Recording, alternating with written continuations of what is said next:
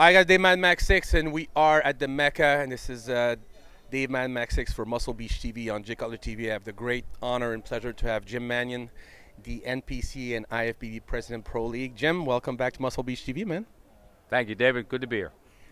This is so cool because the last time we spoke was almost exactly 1 year ago. We spoke for just a few minutes, and that's when the big split between the IFBB Pro League and the IFBB International was just happening.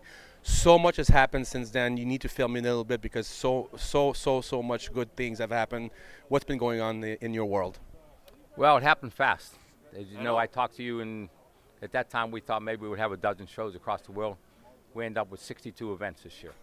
So it was a record number of, and actually we have to cut it back a little bit because we have so many shows, but it's hard to cut back.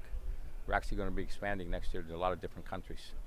My God. So I remember when we spoke, it was right before the National, and people were really worried. They were like, oh, my God, am I still going to be able to do National? People had a ton of questions. Of course, we did the first interview together, and then, of course, you made the round. Everybody wanted to hear from you what was going to happen.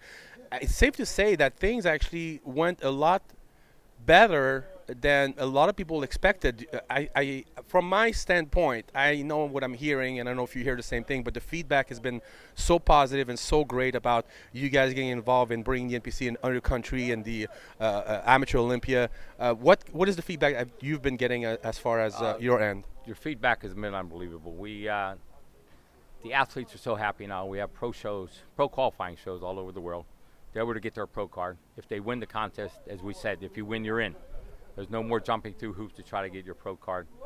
And last year we stressed about the NPC. Everybody was worried things were changing. The NPC stayed the same. All the pro qualifiers stayed the same. And again, we're here 2 weeks away from the Nationals in Miami. So again, we're giving away, I think, 60-some pro cards there. But the athletes just feel like they now have a chance to really do something and to be able to someday get on Olympia stage, the Arnold stage. It's very interesting that you're saying this because we were talking a little bit off camera, and before all this split happened, again, from my perspective and from the feedback I was getting from a lot of people from other countries, because I've got friends all over the world, of course, people were very, a lot disheartened and disappointed because it was very hard for them to achieve pro status. And I know a lot of time because people knew I knew you, they would say, couldn't you talk to Jim and see what could be done? I've won the French championship, I've won the German championship, I can get my pro card. And of course your hands were tied, so now it seems like you actually taking the time, because it's a huge organization. It's a huge, I'm sure it's a lot of work for all you people. Now you just, I don't know how much you've double, triple, quadruple your load of work, but you're making a lot of people happy all over the world, and I'm sure it's got to feel very gratifying. Yeah, very, very gratifying. And also what you just said about national championships, we're trying to get national championships almost in every country we're going to now. So we're going to have a French national champion, German national champion, just like in the old days. Whenever you win those shows, you would automatically turn pro. Yeah. Then everything changed. And I don't want to talk bad about how they ran their things or how they still are running it, but we're doing everything positive for the athlete now.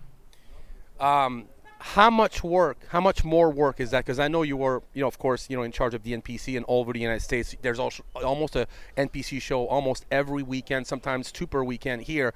How much harder is it to take over the world? How did you figure out the team and all the people helping you out? Well, exactly. I got a lot of people helping me. Robin Shang's been a great help. My grandson Tyler, Big Steve, Sandy, everybody's going around the world. Everybody pitched in to help. Everybody pitched in.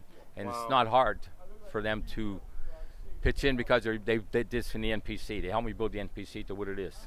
So Wow. they've also been a big help with that. And honestly, not because Tyler's here and he's my grandson, but he's been a big help with all the international events. He especially loves Brazil for some reason. I don't know why he likes Brazil. But he seems to like to go there a lot. We're going to talk to Tyler in a minute. It's very interesting, this whole dynamic with your grandson helping out and stuff. But I wanted to talk a little bit about, of course, the Olympia. This Olympia was a massive year, was a record-breaking year. And it was a very, very interesting Olympia because a lot of title actually changed hands, not only in the open, but in the men's physique and in almost all the categories, but two. What did you think about this Olympia? Were you excited about what happened this year? And were you, I don't know, there was something in the air this year, and it was a very special year. Don't you agree? Very special year. But, Dave always likes to throw you a curveball. You know, we're supposed to talk about all this in it, but I knew eventually you'd get around to the Olympia. Of course. And I knew you couldn't let it go. I thought it was a great show. A lot of categories. They say there were some changes. Of course, the biggest change, of course, was with Mr. Olympia. Yeah. Listen, Sean deserved to win in my eyes. He beat a great Phil Heath, who obviously won 7 times, so he didn't beat a chump. He beat a great champion. That's right. One of the best ever. But, you know, we had a lot of exciting things happen in classic physique, That's right. men's physique. That's right. Everything was great. I think bikini stayed the same. Figure was the same, or did it change? I think we only No, it changed. changed. Yeah, Yeah, I think we it only changed. changed. We stayed the same in bikini and men's classic.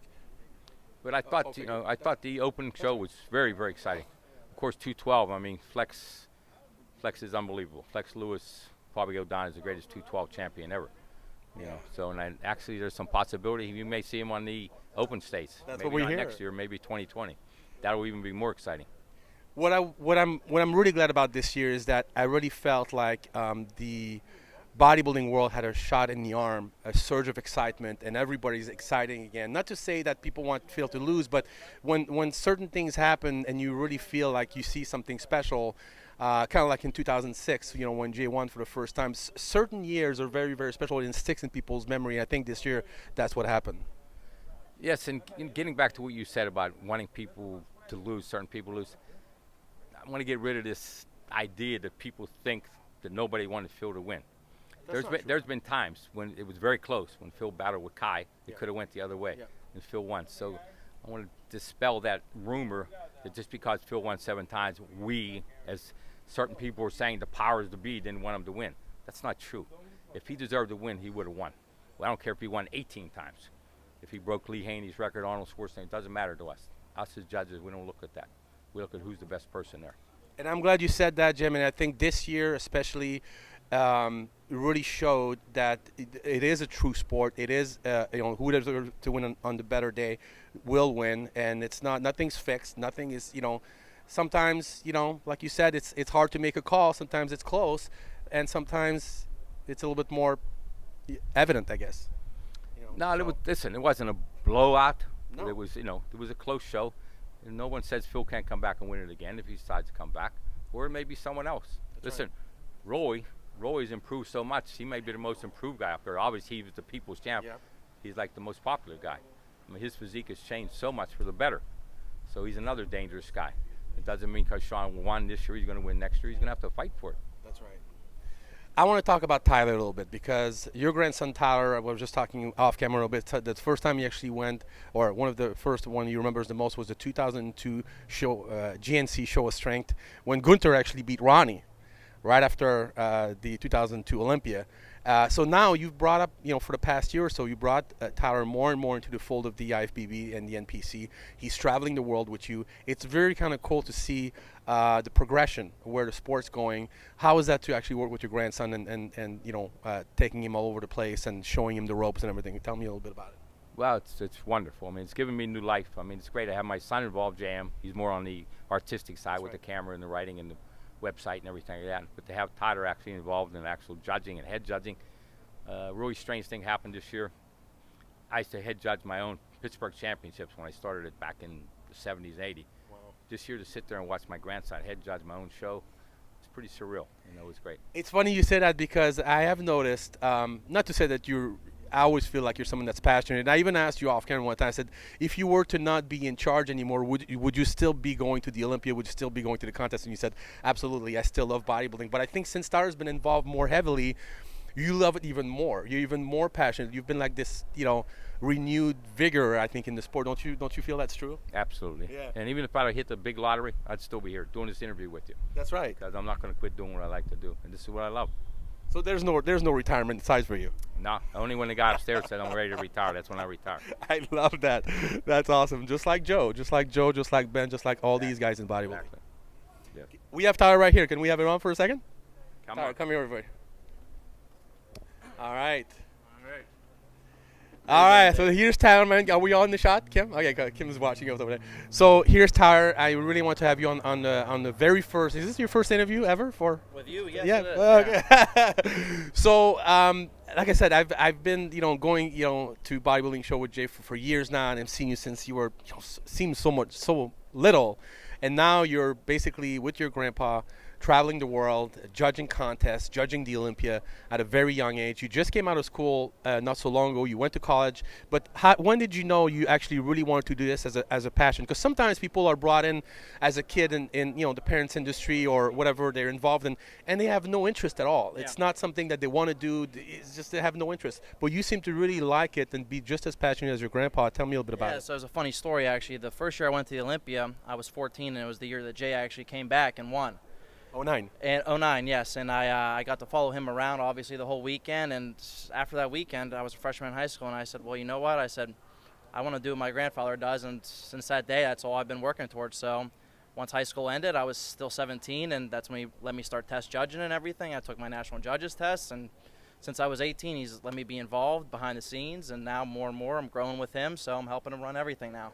I'm so glad you said it, because I was going to ask you, when did you make the call? This is what I want to do for a living. This is what I want to do as a calling. So basically 17 years old. 14. 14. I said it. I said it when I was 14, so 10 years ago. Did you tell your grandpa this is what I want to do? Once I got done with high school, I said it for sure, yeah. And what did he say? He welcomed me with open arms, but I had to get good grades, and I had to show him I was mature and everything like that, so I had to prove myself still am proving myself, And I know it was important for him for him that you finish your schooling. He wanted you to get your degrees, and he wasn't going to give you any, special treatment. You had to work your way in. That's important to say. Yes, for sure, and not just with him, but also I have to earn everybody else's respect that's been in this industry for years and years. So that's like a process. You don't just earn it overnight. You don't just come in and do something. So yeah, it's definitely been a process, but I've been enjoying it a lot. I guess the good thing is that since all the bodybuilders of today and even before saw you since as a kid, so they were friends with you as a kid. You were a fan of a lot of them. I know Cormier and Jay. You were really tied with these guys. And Dexter started the Olympia when I was 4 years old. He's still going. So you're just talking to him in the gym right now. Make him feel old. That's awesome. But you're right. I think respect is something that needs to be earned, and it takes time. The good thing is that they did like you as a kid, and now they've seen you grow up, so they kind of feel like very close to you because they've seen you grow into a man and stuff. But that's one thing I want to say about your grandpa is that when your dad took over for Wayne Amelia back in what year was that, Jim? 2004. 2004. Again, from my perspective as a fan and as someone who hear things, your dad has always had the respect of your grandpa, of most bodybuilders in the industry, which Wayne did not necessarily have. I think Wayne wasn't very well liked, and it has nothing to do with anything. But I think when you're well liked and when you're respected from the people in your sport, it has a lot to do with it. And I think your grandpa has that, and I'm sure you will get the same. Of course, it's the athletes are first. That's how it has to be. So, and that's how he's always been. So that's why everything has grown the way it has. Yeah. He's fair. He's someone that, just like Steve Weinberger, people know that Jim is strict, and he's, but he's fair. Exactly. And if you deserve something, he will tell you, and that's why so many people seek out his advice. Will go to your gym in Pittsburgh to been looked at by Jim or by Steve, and I think that's great. Yeah, I totally agree. So true. I just looked at somebody inside here today, and he was decided he's going to Miami. He was going to do classic physique. And I said to him, truthfully, you want me to tell you the truth? You're not ready for classic physique. Wow. So he said, can I do men's physique? I said, yeah, for men's physique, you'll be all right. Because he didn't have enough legs. But you got to be truthful. Even if they come to Pittsburgh where it's here, if you look at somebody and they're really not ready and you tell them, yeah, you look good, then you're not doing them any favor. That's right. You're not helping them at all. So sometimes, people, and listen, after a contest, there's only one person happy usually. Yep. That's the winner. Yep. So, sometimes they don't particularly think that our decisions are right, or may not like what Tyler Manion or how I felt, but what we're going to do what we think is right for the athletes. I mean, we have no axe to grind on who wins or who doesn't win. It doesn't really matter to us. That's right. It really doesn't. Especially you get into the amateur ranks. You're talking about 700, 800, 900 people in a contest. We don't even know anybody anymore. That's right. I don't know any people. So right away, if you don't know the judges, I mean, that's such crap. Yeah, there's no money involved. There's no sponsor. It's not about that. No, it's not even that. And even with the Olympia. Yeah. I mean, truthfully, someone had told me that Sean Rogan was going to win Olympia, that could have bet him $1 million he wasn't going into the show. I mean, you probably didn't, although he did the interview with Jay right here, I think about 3 weeks before, saying he was going to win. Yeah. But he said how. Yeah, exactly. How does that make you feel, Jim, that people are still, to this day, will make the trip to Pittsburgh to go see you and have you take a look at them? And I'm sure I would ask Steve the same question, but it's got to make you feel somewhat good and special for people to do that. They actually value your opinion a lot. Yeah, I really, I like it a lot. And actually, like I say, even when I come here, sometimes I come in and it takes me maybe 15 minutes to even get started working on it. In the middle of the workout, someone would take a photo or take a look. I don't mind. That's just part of my job. That's what makes me. I like to be available. Yeah. There's a in the movie The Bronx Tale. The young kid asked Sonny, "Why does he stay in the neighborhood?" He said, "Availability. I want to be available. I want to be better when something good happens and something bad happens." So that's why I'm always trying to be accessible to everybody. You ready for this, Tyler? Of course. That's what you get looking. You're coming to you. Trust me, I'm ready. I'm ready. The good thing is, I think your grandpa is in really good shape still. I mean, look at him. I don't think he has any intention of going anywhere. So you'll have him as a help, as someone to guide you for many, many more years. And I think it'll be great to both have you in charge. Thank you. I appreciate it. Jim, Tyler, thank you so much for this interview.